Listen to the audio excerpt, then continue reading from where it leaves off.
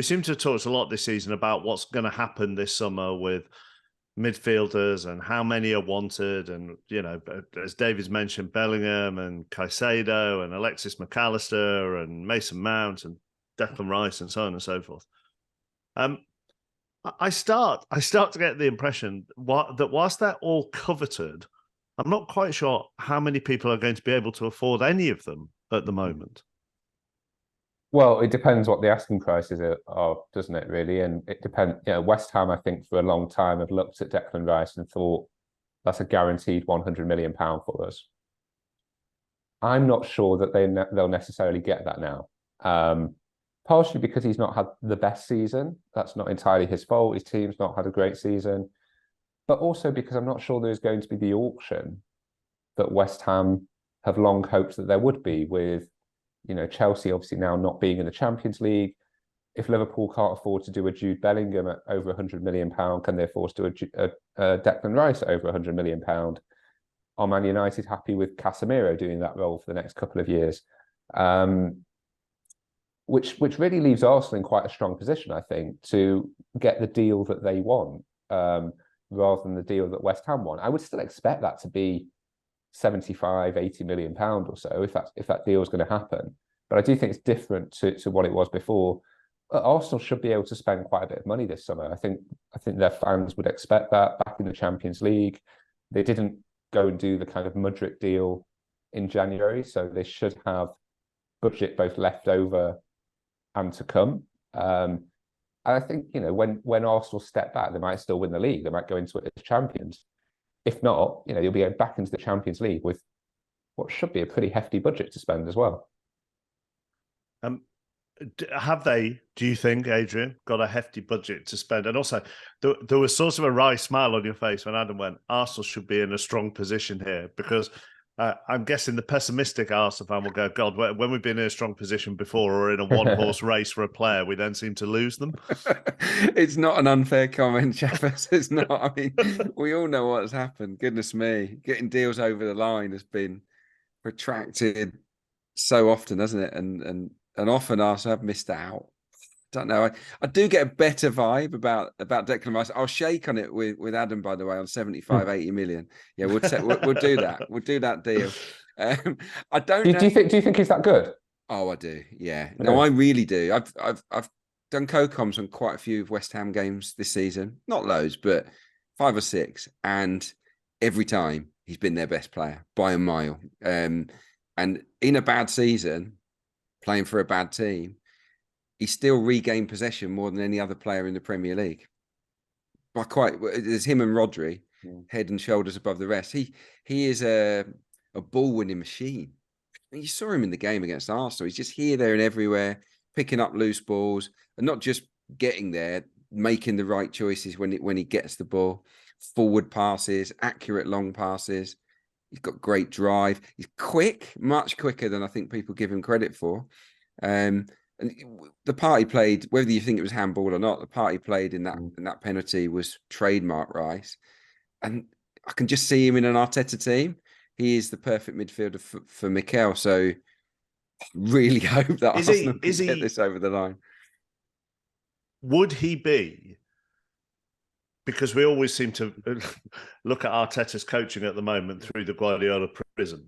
So would he be Arteta's Rodri or Fernandinho? I don't think he'd be the Rodri, because I think that Thomas Partey is the Rodri, if you know what I mean. It's a funny one, because in the current setup... Where does he get in? Yeah, exactly. He would get in probably instead of Granit Xhaka on that box-to-box role, because he can absolutely play a box-to-box role. But I think in certain matches, like a Liverpool away, you'd have a double pivot, wouldn't you? You'd have those two sort of absolute monsters in the middle of the park with Partey and Rice. So he gets in the team. I don't know how or why or whether we should compare him to Rodri or not. But I would say he was more box to box. And I think you could have Partey at the base, Rice to one side and Ødegaard to the other, and that would be a pretty stellar engine room. So yeah, I really hope it happens. The time is right for him. He has to move. And I think Adam summarised it really well with the competition, and obviously with Chelsea being in a real state as well. I think no matter how much money they try to throw at him, if they go after him, surely Declan would look at it and say, you know, I'm not gonna go where the money is necessarily. I'm going to choose my club carefully and the team that's on an upward curve, and Arsenal, you know, are on a huge upward curve. It's very difficult, isn't it? I mean, Adam, you mentioned a couple of the ones that it's very difficult to see Chelsea or Manchester United or Liverpool really making a move for him. The interesting one in all of this, which Arsenal fans probably wouldn't want to hear, is because there have been rumours that Rodri might go back to Spain at some point. I mean, Adrian's got his head in his hands. I mean, could you see a summer where Manchester City make a move for Declan Rice and Jude Bellingham? It's not impossible, is it? No, I don't think it is. I'm not. I mean, I was going to say I'm not sure he's maybe quite. I don't think he's as good as maybe Adrian thinks he is in terms of that real sort of Man City level. But then they bought Calvin Phillips, so they'd probably buy Declan Rice if they're going to buy Calvin Phillips. I don't mean that kind of disparagingly, but Declan Rice is a better player. It comes across quite disparagingly, obviously. Well, he wasn't very good on Saturday, was he? Jude Bellingham, yeah, I think City are in the driving seat for Bellingham now. It's them or Real Madrid, really, isn't it? A few whispers about Man United getting involved, but I'd be surprised if Man United managed to get him at this stage. Yeah, I think that Man City shout is a good shout. But it all depends on if Rodri is kind of, does he want to do one more year? Is that going to be this summer? Is there someone that can afford to buy Rodri from Man City in Spain at the moment? Will Barcelona have to sell a tier of their stadium to get him through the door?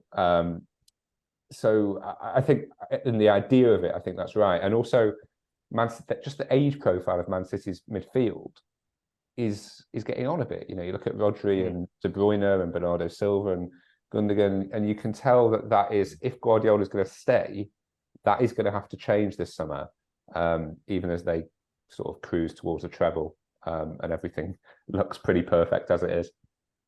Where else are they looking? Like position-wise or player-wise? I think they have to be looking at better backup at centre-half. I think we've seen that, haven't we? With Rob Holding coming in, he's a decent player. He's a great character, perfect for the dressing room. But there's a real, it's a big downgrade, I think, when Saliba's out, and it would probably be the same with Gabriel out. They've signed Kivior, so I think another centre half for sure. There's not that much wrong, is there? Really, I think it's just topping up certain positions. Yeah, I think Rice would be the primary target, and then you're probably looking to bring in another winger to so that you're able to rest and rotate Saka and Martinelli, because obviously they haven't played really in the Europa League that much, those guys. They will play in the Champions League, so you need someone that can play on a Saturday or a Sunday in the Prem and not be a big downgrade. So I think there'll be a winger and Rice for sure, and a centre half. Adrian, do you see Ben White now as a right back full stop? Yeah. Because I was kind of watching yesterday thinking, if Tomiyasu was fit, for example, yesterday, Ben White coming inside as the centre back rather than Holding, that starts to look a bit stronger. But do Arsenal now just see him as he is a right back? I mean, he was brilliant yesterday, I thought. Yeah, he's a great player. What it is that he's got an amazing chemistry with Saka, and I think that Mikel Arteta would be really loath to break that up. They love playing with each other. White, if you look at the sort of pass maps of Ben White and Saka each game, it's just incessant, the service he gives him. It's perfect. So, and he flies around on the overlap at the right times. He picks and chooses really well. So, yeah, I think he is a right back now that can play centre half. But having said that, the Tomiyasu factor has hurt Arsenal for sure, because I suspect Tomiyasu might have had a chance of playing centre half ahead of Rob Holding as well, because he can do that.